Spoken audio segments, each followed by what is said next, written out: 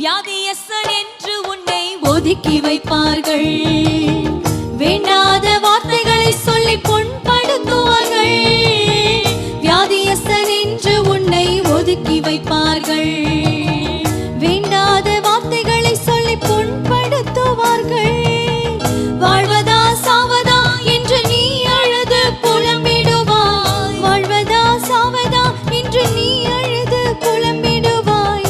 வாழத்தான் வேண்டும் என்று வியாதியிலே சுகம் தருவாய். எனக்கு ஒருவர்